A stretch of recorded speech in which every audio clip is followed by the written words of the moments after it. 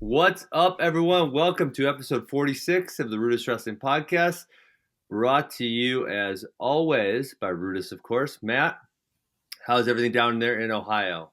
Good. Things are rolling, exciting time of the year. We're segueing right from the college season into the freestyle season. So, this should be, I was going to say this episode, but I think, the next episodes over the coming week will be pretty cool with this project we're gonna unveil Yep. and break down some freestyle analysis from the world championships. I don't know if you want to expound on that a little bit more Yeah, or let's talk. Let's get the cat out of the bag. Let's talk about this Burroughs match real quick, and then I'm really excited because I actually did this World's Technique project. And we'll go into it. I kind of did it like last winter, fall. So been waiting to let this out of the bag for a while. So I'll just tell you with the Burroughs match, it was easy. I was walking out of one of the sessions with my brother at USA Cadet and Junior Folkstyle Nationals, and I got a text that said, "Would you like to wrestle Burroughs?" I said, "Yeah, I don't see why not. Of course I would." And then they said, "Could you make?" I think it was 76 kilograms. I said, "No, I can't do that." And so we negotiated for a minute on the weight, and then I said yes, and then it took Jordan a couple days to say yes, but we agreed upon it. It's going to be the main event for the Beat the Streets Gala.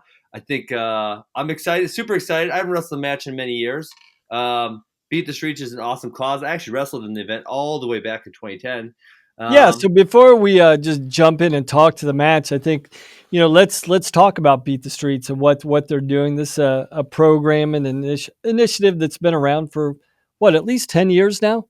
I just talked to. I was texting with Mike Novogratz, and so the 2010 one that I wrestled in was actually the first ever gala that had wrestling. They had two before that, so I believe that means it would have been started like 2008, maybe 2007, somewhere in there. So yeah, Beat the Streets organization started by Mike Novogratz and I believe a few other people, New York City, to bring wrestling into the city.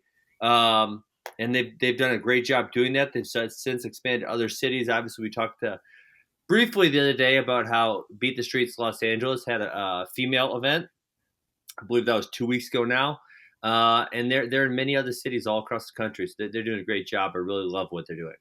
Yeah, so the whole movement of Beat the Streets has been just a great initiative for the sport of wrestling to introduce the sport to inner city youths. A lot of these individuals are from economically challenging home lives. They could be at-risk youths. So this is a huge initiative, a huge program that was started, in New York City, and to your point, has spread to pretty much every major metropolitan city in the U.S., from Philadelphia to Washington D.C.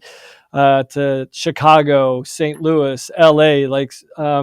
So it's taken on a life of its own over the course of this decade, but still, this traditional event held in New York City is a fundraiser that helps fund the entire program for the entire year. So when these athletes are wrestling, and these are exhibition matches, you guys don't get paid for it. It's just helping the sport of wrestling and you guys giving back. And so I think it's an admirable cause, number one, and number two is it's exciting too. I mean, Yeah. this is something that the fans want to see, and And I'm yeah, sure and there's so going to be a the whole idea this year, Matt, was to do the NCAA champions versus the world team from last year. And I don't know. I didn't dig too deep. I just know whoever Burroughs was supposed to wrestle, whether it was Makai Lewis or Jason Knoll. Obviously not really, the weights don't match up perfectly. That didn't exactly happen, and they've really only announced one other match, unless I'm missing something, and that was Anthony Ashnault versus James Green. And so again, Burroughs didn't have an opponent, and for me, it's like, yeah, great opportunity, get out there, great cause, wrestle, arguably the best American wrestler of all time, someone who I'm a big fan of, and I just couldn't say no. which is great, and Yeah. you're simply doing this just because you want to do it. Just It's because I want to you do it, get that's it. Now, listen. I'll be frank with you. I am under the realization that my chances of beating Jordan Burroughs are slim. I trained with him for 4 days. in January of 2018, so like 15 months ago. I realized exactly how damn good he is, and even before training with him, I realized that from watching him. I'm smart, I understand the sport, but just be, and this is what I told my kids last night at the academy. Just because you get offered an opportunity where your chances of success are slim, that doesn't mean you have to say no. It really doesn't. You could just say yes just for the challenge of it. And that's really the beauty about the sport. I think so many people put so many things, they don't prioritize the right things. If you really want to be an elite competitor, it's you love the beauty of competition and testing your abilities. It doesn't matter, what level you're on or what stage you're on. It's Yes. about the beauty of the sport of wrestling and getting better is testing yourself and testing yourself Yeah. against your own abilities, right? I mean, that was why I flew to Lincoln in January of 2018, because I never wrestled the guy and I wanted to see what it was like. And that was it. And I'm in a point in my life where I can do those kind of things. And so yeah. So let's get on to this World Technique Project. Well, I'm sure we'll talk more about the match at some point moving forward. So last year, sometime in fall, maybe because I'm not busy and I don't do enough things, I got annoyed that I had been reading these technique projects all along about who scored what, and I never really knew if I should trust the people doing it or not. And so I decided, hey, I'm going to do this for myself. And I employed the help of two of my athletes, Keegan O'Toole and Josh Otto. Shout out to those guys. And I said about creating, so what I did in the beginning was I created one format. It was a place to put all the points, and as I went through the matches, I added the points to one sheet. I realized, hey, that's going to be flawed because if you just mess it up, you don't know which match you messed up. So then what I ended up creating was a form for every single match. So we did 170 matches, which means in the men's freestyle world championships 2018, we did the round of 16, the round of 8, the semifinals, the finals, and 2 third-place matches. That's 17 matches per weight class is what we did. And so we took notes on every single point that was scored in any one of those 170 matches, and we documented them. And then obviously all we did was we added up the totals from all the categories of every single match, and we got a total sheet. And that's kind of, I know Matt at some point in his podcast they're going to display that, and that's probably what you're looking at right now. Yes. And so over the next, and we can talk more about my methodology and stuff over the next few podcasts. We're going to talk about kind of the overall overview of this project today. And then moving forward, we're going to talk. So like say shot, you might be looking at around shot off of shot, some kind of shot. 477 points were scored at the 2018 World Championships in 170 matches that we watched. Obviously, in the next one, we shot is our biggest category, so we broke that down the most. So we're going to say, what kind of shot? Was it a low single, high crotch, single leg, double leg? What was it? We're going to say, how was it set up? Was it a control tie? Right. Was it a middle tie? Was it an open tie? How was it finished? Right? And so we're going to break down all those little things. And for me, why I really want to do this, I want to see the trends. I want to see what the trends say. I obviously know what I think about wrestling, but I will tell you, Matt, flat out, my mind was blown multiple times during this, that I was like, I never would have imagined that this was going to be the result. No, I agree. And this is a perfect time to unveil this project. One, because we're transitioning out of the folk style season into the freestyle season. And so hopefully what this is going to do is, number one, inform the general public, about the differences. Number one, there's scoring differences, and the areas of execution are prioritized slightly different between folk style and freestyle. So providing this breakdown will probably give you a good encapsulation of how wrestling is scored, the areas of execution in freestyle, the areas of focus, and how they're prioritized slightly different. And also, we're going to break it Matt, down. You know what's tough about that is we don't have a folk style comparison. And I was thinking about doing the exact same thing with maybe the NCAA championship. So you could do with any big, maybe the Midlands, any big in-season tournament. I feel like if you encapsulated enough matches, you're going to get roughly the same data points, whether it's the NCAAs or the Scuffle or the Midlands or whatever it is. So I actually have considered maybe I'll put that together and we'll do something like that for a folk style one too. So we don't have an accurate folk style comparison to this project. So, and I would agree with you that there's a huge amount of differences between the two. But I would be curious to see what exactly they are if we do the point totals. Because, like I said, I had some conceptions coming into this project, and like I said, I had a handful that were just like blown out of the water. I mean, one of the most annoying things for me, Matt, was when I started this. Right, I created that form or whatever where I was going to document all the points, and it was super, super, super annoying for me because I'd do it. I'd watch one match, I'd watch a second match, and I'd be like, "Oh my god, I forgot that was a possibility." I didn't list that, so then I'd have to remake the whole thing, and then I'd watch another match, and then watch a fourth match. Oh, I forgot that thing. So I mean, honestly, it took me about, I think, probably 20 matches till I literally had every single thing that I wanted to count in the point totals was being accounted for in some way, shape, or form. Where you get it dialed in and you've got a pretty comprehensive understanding of Yes. what attack positions you got to break down, how you got to break them down, how you have to analyze them. And just for everyone that's listening right now, this is kind of this is what a lot of the national governing bodies and your RTCs, when they're breaking down in practice and focusing on different execution areas, this is like the analytics of wrestling. I've never seen anyone put it together like this, though, Matt. Not this detailed or this comprehensively, but this should, when you pull out this data and you break it down by weight class, you can really digest it and give it back to your athletes. Like, hey, these are the areas that we've got to become more proficient at. These are the areas that are being scored on. So you either have to get better at scoring in these areas, or you have to get better defending in these areas. But these are the trends. This is the data that shows you this is what's scoring at the highest levels. So, and it's a trend that you can apply when you introduce this even into the grassroots with your youth wrestlers, with your cadets, with your juniors, because, one of the stats that jumped out at me in parterre in the world championships. Oh, okay. Go. There was 2 crotch lifts scored at the world championships in 170 matches. Oh, that's in 170 matches. No, not 2 crotch lifts, Matt. 2 points from a crotch lift. Two points. There's 1 crotch lift in the whole world championships. So, which, if you go to a youth, a cadet, a schoolboy freestyle tournament, that's probably one of the number one techniques used in parterre, right? I mean, you see it fairly frequently, yeah. But then when you see, well, is this going to translate as I progress up through the age group ranks?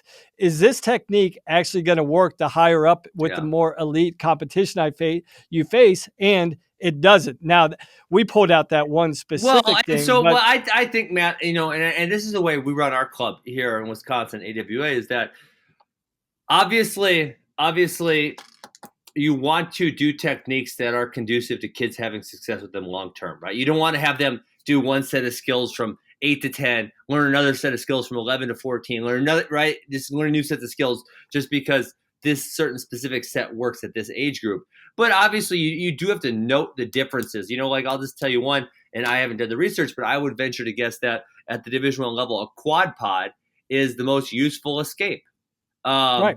And I don't have data on that. I would guess that. But in youth wrestling, the kids just don't have the shoulder and hip strength to be in a quad pod. There's very few kids that are good at it. So, you can't spend too much time in that position. So I think it's important to notice the data while also taking into consideration the level of kids you're dealing with and all that stuff. So, yeah, I mean, one thing, I guess I'll just tell you a couple things I was really shocked by. The biggest thing, and we'll get into this more, I'll just tell you the biggest couple things, and then we'll get into these areas. But parterre, gut wrenches beat leg laces almost 5-1. 5-1. And I was blown away by that. I thought blew me away. I completely thought that would be reversed. I thought that stat would be completely reversed, and that didn't tend to be the case. So I would have ventured to guess that leg lace would be worth more, and especially when you consider most leg laces you score more than one turn. So you're scoring 4 or 6 or 8 on a if you get a leg lace locked up, you're scoring multiple points. You think about Burroughs which is one thing I can't let him do to me, right? A lot of times he hits those low shots, locks up that ankle lace, and hits him for a 10-pointer like real quick. So off of that leg lace, he would have scored 8 points. And so if you think there's 5-1 gut wrenches over laces, well, you got to earn every single gut. Do you know what I'm saying? It's not like you could just keep rolling and rolling the leg lace. So actually, in actuality, the amount of gut wrenches over laces were probably greater than 5-1. That was a huge one for me. The other one that was huge for me was one just that and I use this move. I don't love this move or hate this move. But in 170 matches, it only scored 2 points, and that's everything. That you could score a point from a push out, you could score whatever. Was a 2-on-1, and so I can't recall if it was one takedown or if it was 2 push-outs. I don't recall which way it scored 2 points. But in 170 matches, there was only 2 points scored for a 2-on-1, and that blew me away because there's some really high-level wrestlers who use a 2-on-1 frequently. But what the data is showing is that, well, you don't score from it. You don't score at all from it.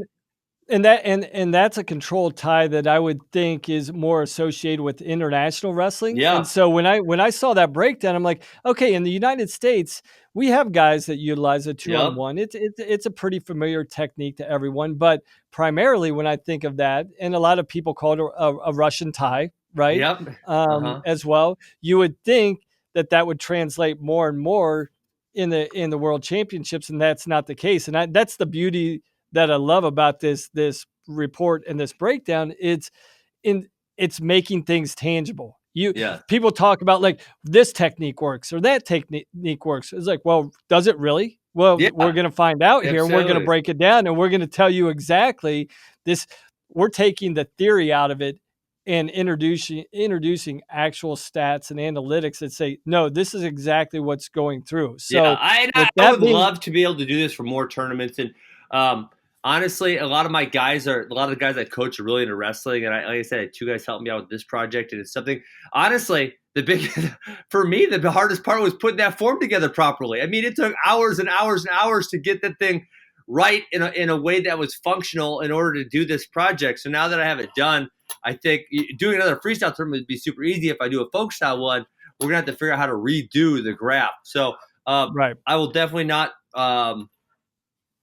consider doing this again in the future. Maybe like the U.S. Open and the Worlds, or the U.S. Open Junior Worlds and Worlds. A couple times a year, and maybe put out reports in the future because I'll just tell you. The gut wrench was 5-1, and obviously, like at certain weight classes, and so I'm looking through the specific data right now, Matt. At certain weight classes, like 97 kg, for example, there was 50 points scored in 17 matches from gut wrenches, which is almost double the next highest weight class. And that is actually equivalent in that one weight class. It's actually equivalent to the total amount of points scored with the leg lace. Which is crazy. But you're thinking, Sadulayev probably gutted a bunch of people, right? So that one guy is making that stat for that weight class go up by a whole bunch. Right. And, you can kind of like 65, I believe was the most points for shots. And that, the Japanese guy was shooting a whole bunch. There's a few guys who are shooting a whole bunch. And so you kind of, see those a little. If you know what you're looking at, you kind of see those. Obviously, you would have to watch the matches pretty damn close to be to pick these details out.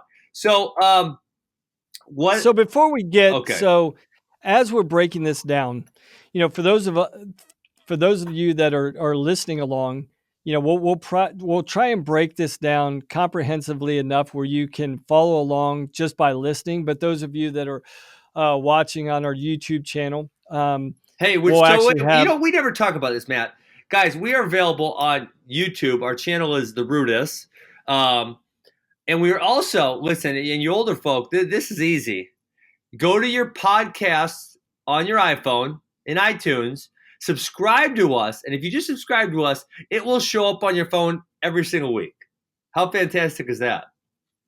That's awesome, right? Easy. It's easy and it's awesome and it's easily accessible. So on our viewing platforms, we're going to have actual graphs, pie charts, and bar charts that break down every single thing that you can follow along even more easily. But let's go back to the beginning and let's go through each category and let's give your breakdown of Okay.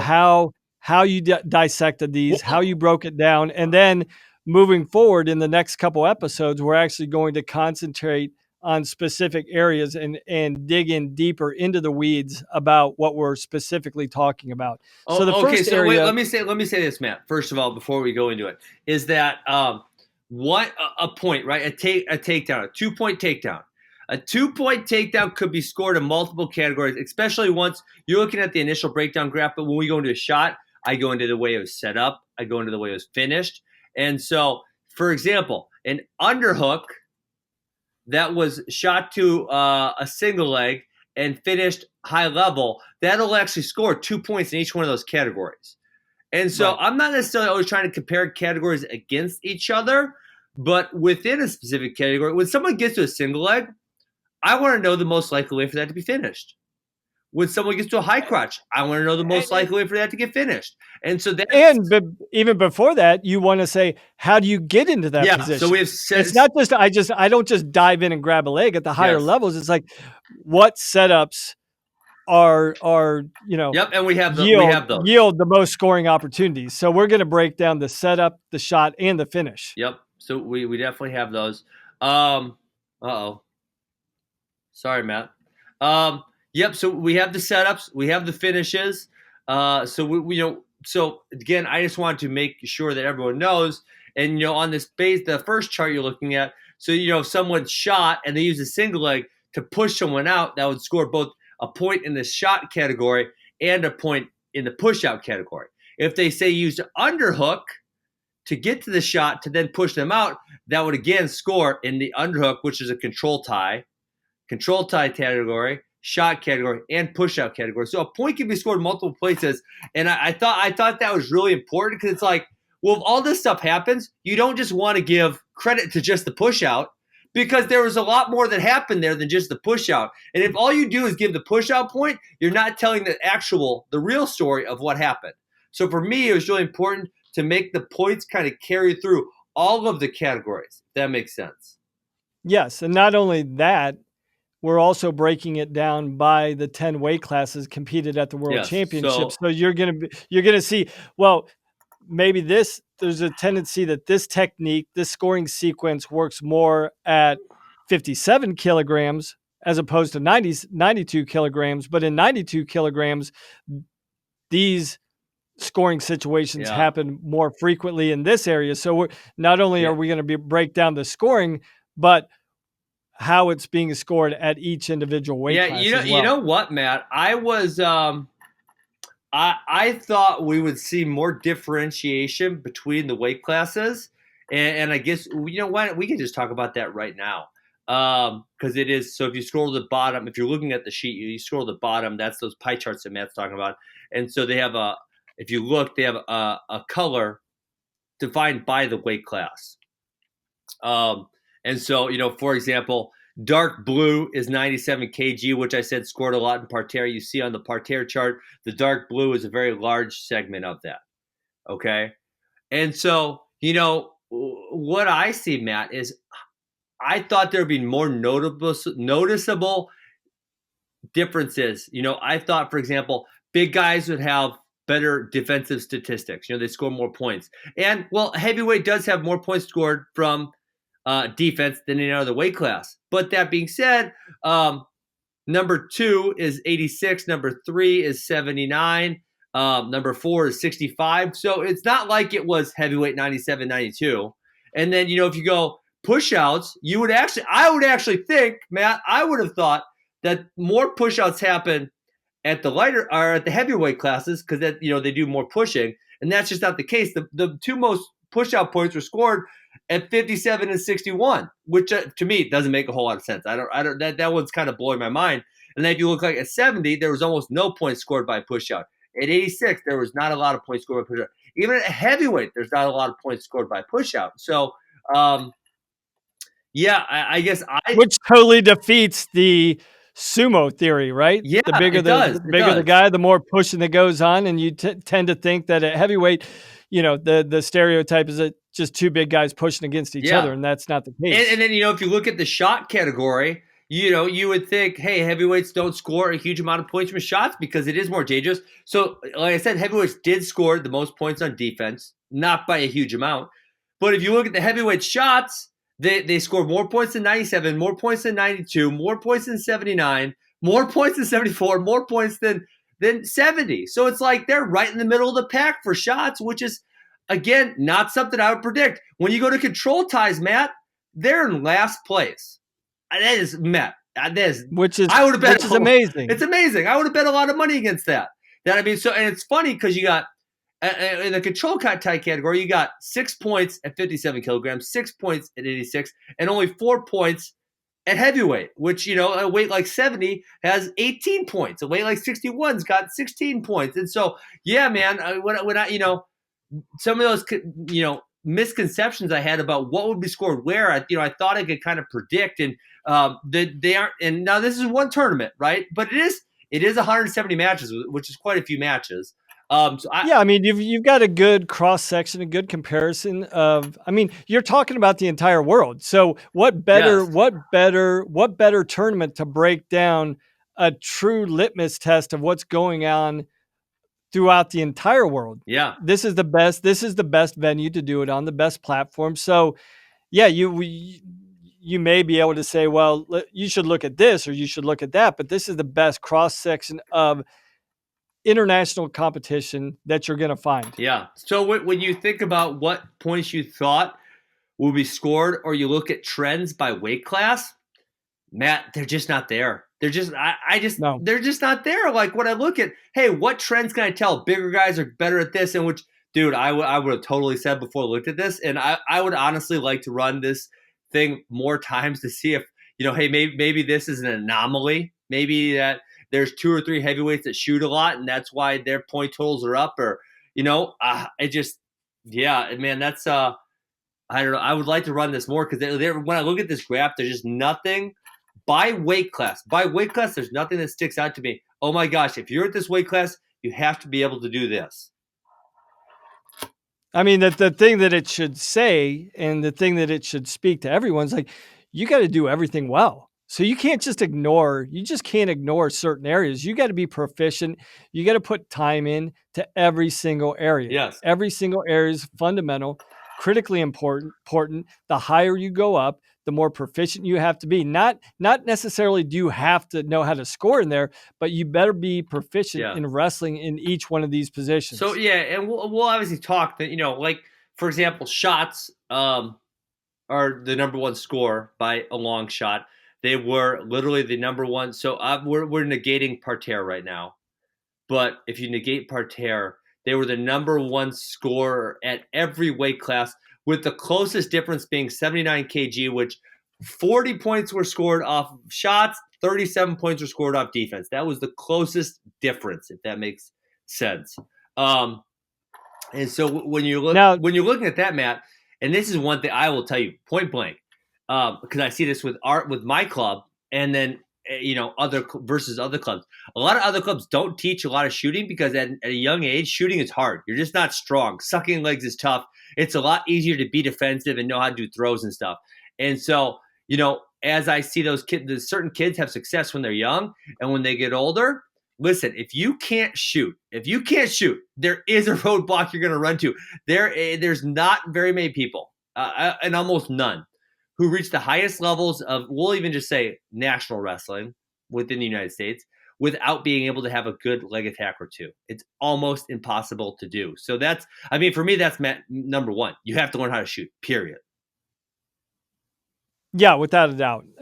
That's a must. And I think you're being short-sighted, if you're parents or if you're coaching young wrestlers out there. Teach them what's going to win in the long term. Yeah. They'll figure out in the short term how to adapt, how to adjust, how to become more proficient, but don't teach gimmick moves. Yeah. That's one of the things that bothers me when you see kids, like in PA. When I was in PA forever, you just saw these kids making a living out of mixing people left and right. And outside of 1 or 2 people, I've never seen many people win an NCAA title or a world title with a mixer, right? Well, even Matt, even if you're using it, like a Mark Hall uses it, it's not like it's something he hits every single match. It doesn't, right? Right. But you can guarantee Zahid Valencia hitting a single or double every single match. You can guarantee Spencer Lee hitting a high crotch or fireman's every single match. You know what I'm saying? Yeah. Like, so, those mixers, they're nice to have. They're great. But And every once in a while at the highest level, you can bust it out. But, yes, when you're looking at these, 6 to 10-year-old kids that the mixer or a headlock or a lat drops their go-to move, I'm like, you better diversify that pretty quick, or yeah. you're gonna reach your ceiling really quick And this in this is, sport. Isaiah and I actually talked about this in the last episode 45. I don't know if you guys listen to that one or not yet, but I saw Isaiah when he was in high school. One of the things I was most impressed about, and this is one of the things I value most in the kids I coach, is he was really, really aggressive. And I value that a lot, Matt. And I say, if I really had one category where I could pick, I want my, so obviously it's my I'm trying to make my sons and my daughters and son like this. I want them to be fearless. I want them to go out there and Yeah. attack and attack and attack, because if you attack enough and you actually want to win matches, you're going to figure out the mistakes. You're going to say, oh man, okay, well, when I shoot a single and I'm trying to do this, they keep shin wizarding me. Okay, how do I beat a shin wizard? Okay, I get good beating a shin wizard. Oh, okay, every once in a while, they down block go behind me. Okay, how do I stop that? And then and then you work your way through these categories, and then all of a sudden, by the time you're older, you might have been struggling, and then boom, all of a sudden you're an offensive dynamo. And I've personally seen that happen with a handful of kids that I coach. That it just kind of takes time to figure that out, but if they keep being aggressive, they're going to figure it out. Yeah, I mean, that's one of the things that I would always tell my athletes every day before practice. And it sounds like a weird thing to say, but I'm like, I would challenge my guys. I'm like, hey, go make mistakes today. Go make mistakes today. That means you're being aggressive. You're putting yourself in areas that you're not used to, that you've got to figure out. And if you put yourself and make mistakes every day, eventually you're going to figure it out. Eventually you're going to refine your technique and figure out a way to score that's best for you. Yeah. But if you don't ever put yourself in those situations, how can you ever get any better at them? So, the two areas that I wanted you to talk about a little bit more, because this is where freestyle wrestling's slightly different in Well, their do you want to in go the, through in your category by category now, or no? yeah, we can go category by category, and we can pull out what I was going to say here in a couple minutes. So Okay, if well, you just go want to ahead with what start. you want to say, and then we'll after that we'll go category by category. No, when I was looking at, two of the areas that we've got specifically broken down, it's about the shot clock and it's also penalty points. Okay. And in those areas, there's different tactics that you wrestle with, right? And a different mentality, trying to get someone Yeah. put on the shot Yeah. clock, how you execute within the shot clock, what your strategy is during those time periods, or actually trying to execute to get a penalty point as well. And that's not something we Well, talk about that penalty much point is in hard. folk style. The penalty point would be a hard one to actually work for. It's more like like a hands to the face call or something like that. Right, but it's awareness of certain strategies when someone's being called for certain things. That's what I meant by that. Okay, yeah, I didn't look too much. So I mean, those are actually, so if you just look at things that, right, the categories that can't be duplicated. So a shot cannot also be scored for defense, cannot also be scored for parterre. So if you just look at those three categories, Matt, which I know in those three categories, none of the points are duplicated. That's right around 1,000 points.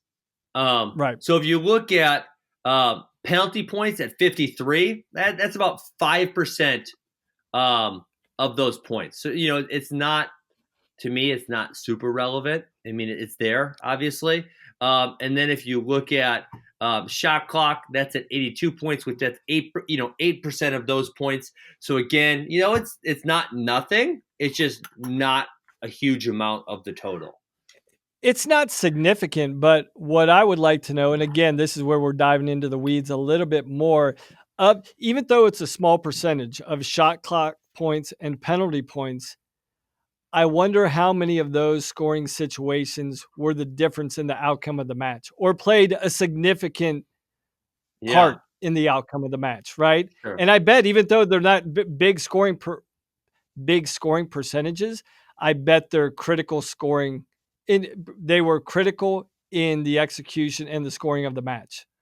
Now, again, that's just theory. It would be interesting to actually Yeah. get in there and break down each one of those Yeah, categories. I Like mean, how significant were these penalty points? sure. How significant was scoring on the Well, shot clock? I guess the And one thing I would say there, Matt, is that when you look at a shot clock point, there's 82. Each one of those points is only 1 point. Do you know what I'm saying? So right, it happened 82 times. And really, you're probably talking about maybe maximum 2 points per match. I mean, I don't think there was any matches where there's 3 shot clock points. I could go I no, could go back and look through every single match. But I think that would be pretty hard to actually probably wouldn't take me too long to look through every single match. I think that would be hard to believe that there was more than, well, I'm gonna look right now. Boom, 111, no. Oh, there was one match 194, about 194. There was 3 points from a shot clock. Twos, ones. Okay, so Matt, there was one match about 194. I don't recall who that was. Where there was 3 points scored from a shot clock. So you're looking at, that a shot clock point happened in quite a few matches, right? right. Whereas, So hold on, people, with a shot or a gut wrench or a leg lace, you could score in one match. I mean, if there was a high scoring match, like, man, let me look at this. Was it 65 kg? Was it the final? In the finals at 65 kg was, remember the Japanese guy and the Indian guy? There was 14 yep. points scored off shots. So in that one match, there was 14 points scored off shots. Whereas, shot clocks, you can't really have more than you can't have more than 1 or 2 or 3. And so, yeah, I would. So people listening in that aren't That's a as good familiar observation, with Matt. I freestyle, hadn't even thought of that yet. That was a good one. yeah, and a relatable way that for people that aren't familiar with freestyle and the shot clock points, getting three shot clock points is the equivalent of Nick Suriano stalling a guy out in the first period of the NCAA tournament, right? It doesn't happen that much. Yeah. So to have one match with that there were 3 shot clock points is It's an anomaly. It's an anomaly. I mean, it's an anomaly, right? yeah. It was. I just wanted to provide a little bit of context there, that it just doesn't happen that much, let alone multiple times in one I'm gonna match. figure out who these stallers were, Matt. I'm gonna go. Where was the World Championships again? I always forget which country it is in. Budapest. Okay, which is in Hungary. Okay, I'm gonna give you. It was about 194. So I will find that for you. Yeah. So I guess I would venture to guess that the shot clock had an effect in a handful of matches because they were so close. Because obviously if the shot clock is happening, it's because the match is close. Right? If the match is 8-0, they're not going to put a shot clock on. It's just not going to happen. There's just not a lot. Yeah, there's no activity going on. There's not, guys aren't initiating, guys aren't, actively controlling the center or actively trying to initiate action. So that's when guys are put on the shot clock. So I know I would venture to guess. To your answer, I would venture to guess that that the number of matches that the shot clock affected was actually, despite the fact that they have not scored a lot of points, that the number was actually fairly high. Right. So I hope that makes sense. So we're getting to the back end of the episode. Do you want to go through? Let's make sure we get through every category. I'm trying to find out where the three shot clock match was.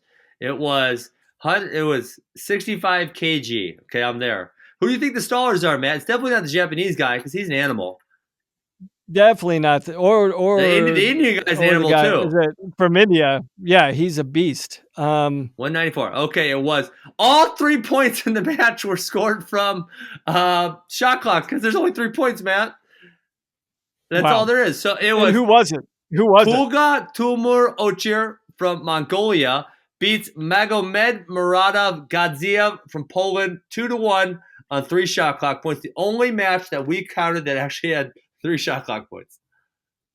That was a barn burner. So no actual wrestling points were scored during that match. Wow, that's fun. That is funny.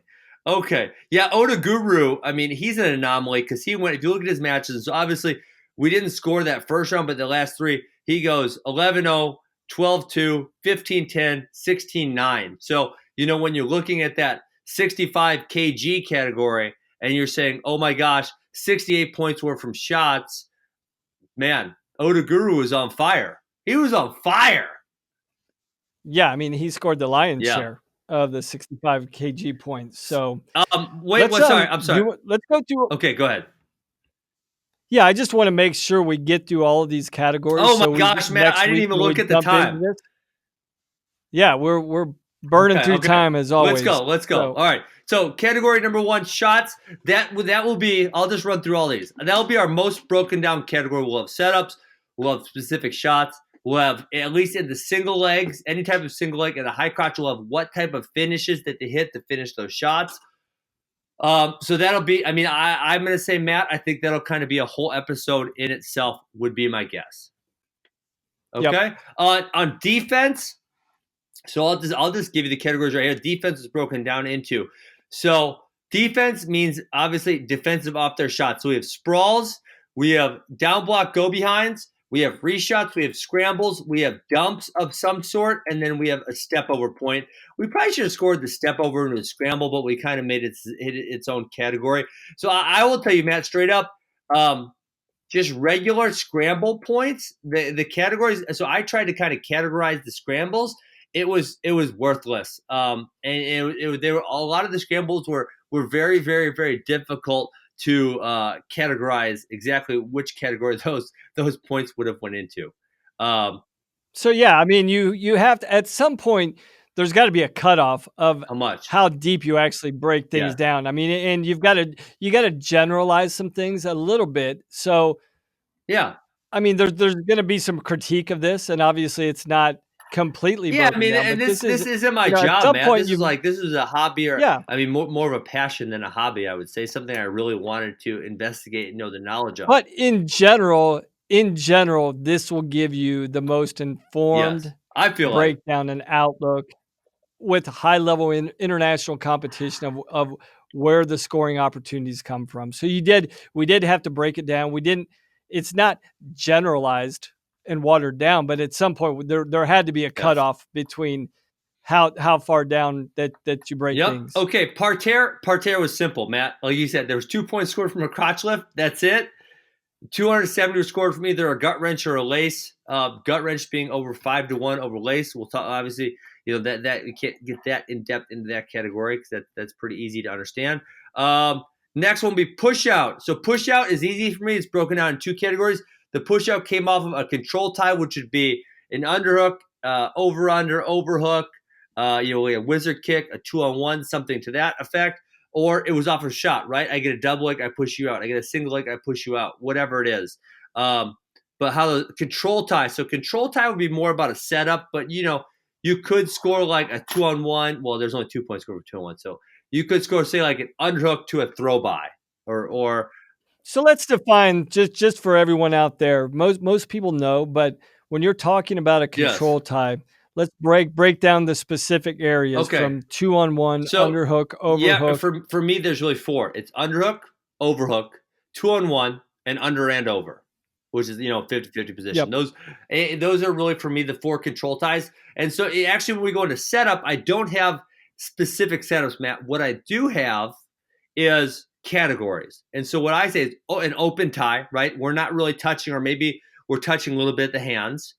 I have a middle tie, which is like, for me, wrists, biceps, or a collar tie. And then I have control ties.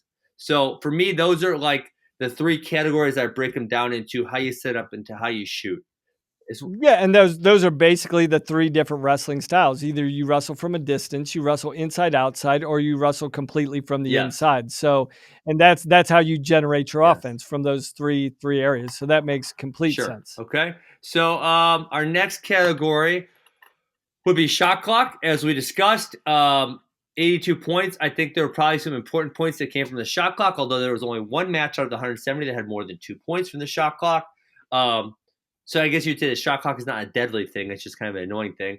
This category was significantly. I thought this would be a more significant category for a headlock. And so I also included mantis. So for a headlock would be, a chin armpit. A mantis would be double armpits. Okay. There's only 56. Or What do you? people call that a body Well, lock, right? You call it a mantis. yeah, sure. Any of those type of scores. Although if they shoot into us first, Matt, then that would be considered defensive points. Okay. Gotcha. Okay. Meaning, I'm sorry. So meaning not like I shoot, I sprawl, I then get them in front headlock and then I score, because that would be a front headlock score. If they shoot in and I chest wrap them when they're on my high crotch, or I chest wrap them when they're on my single leg, we have those considered dump points under defense. Which, this stat, it's interesting that a front headlock has this low of statistics. I was shocked. I thought it'd be way more. I think this is one of the most fundamentally overlooked techniques in the sport of wrestling, and I thought it was, just guys I coach, but obviously it's internationally. I think this speaks the opposite, Matt. I think what this means is it's really, really freaking hard to score for a front headlock or mantis position. And I will tell you, as a high level wrestler, I almost don't ever feel like I'm going to get scored on from a front headlock or mantis. Almost never. I think it's just. See, I was opposite. I always thought I get in a front headlock, I'm scored. Yeah. Well, I guess I feel pretty comfortable from an offensive front headlock, but from a defensive perspective, I don't feel like we're getting scored. And so, the other thing, Matt, is here we're talking about. This is the world championship. This is literally the best of the best. And so maybe maybe if we went to, say, a junior national championships, maybe the front headlock points would be way different. Maybe if we go to a high school state championships, I would venture to guess the front headlock points are different. But I think there are certain specific areas where the higher level you get, it's almost impossible to do certain things to people. That could be. Yeah. So, maybe that's something I'm learning, that I was misguided in thinking this is something you have to do. Yeah. You have to be proficient in the front headlock. These stats right now, at least on the surface, like at the highest level, if you're trying to win Olympic and world medals, maybe you're wasting your efforts putting that much time, because to your point, the higher you go, the more difficult it is to execute and actually score on the best in the world. Yeah, 100%. Okay, last two categories we're called wrap. Penalty points, 53, not super significant. And the last one, and almost because I just didn't know what other category to put it in, Matt. Maybe I could have put it in control tie, but any type of slide by, and this is specifically from collar ties. So there are a handful of them, right? There's your gorilla, where you're grabbing collar tie and you're bumping with elbow. There's your over tie slide by, where you're grabbing over their collar tie, sliding them by. There, what we call your slide by, pull by, pass by. Like there's so many different. Yeah, the names are a little different, but fundamentally, I know what you're talking about. There's a variety of different techniques. So that was a funny one from what we call. Go ahead, because I just didn't know. I didn't know where to put it. I didn't know where to put it. Do you know a better place to put it? Because I couldn't figure out a better place to put it. No, I think even though it's a fairly low scoring percentage, it's still significant enough that there was 36 points scored in this position. Yeah. So it's not like it happened once. It happened frequently enough. If you break that down, it's way more than a crotch left. You're talking about, way more. You're talking about, a takedown off each one of these. That's 18 takedowns in 170 matches. That's still a significant amount. Absolutely. So, okay, wait, you know what, Matt? I thought you were kind of full of it when you said this was going to take us a whole bunch of episodes. And we went overtime. We went overtime just in the introduction. So we're going to get out of here. We're going to have probably at least, I don't know if we'll talk about this both episodes next week or one episode. I guess we'll have to wait and see what comes out of the weekend. But I don't think there's much wrestling happening. There's not a lot of wrestling happen, but what we'd like to do, I think, in the coming months, where there's less weekly competition, we're going to try and diversify some of the things we talk about. I think, your interview with Isaiah on Monday was fantastic. And so I think we're going to try and incorporate some more interviews, break this down week by week, at least do a segment of championship breakdown, scoring breakdown, and then maybe have another episode where we talk wrestling or talk about a specific topic. I know there's a variety of things, NCAA initiatives, recruiting legislation. Oh, don't even get me started on NCAA, man. We're already overtime. Don't even get me started. Okay. All right. We're just teasing. I got pissed at them on Twitter yesterday. So, we'll call that a wrap before I say anything too crazy. We appreciate it. I hope you guys enjoyed this. It was a very in-depth technical podcast, so I'm hoping that can kind of get past the really hardcores and people can enjoy it. All right, Ben, should be fun. I have a good day, appreciate man. it.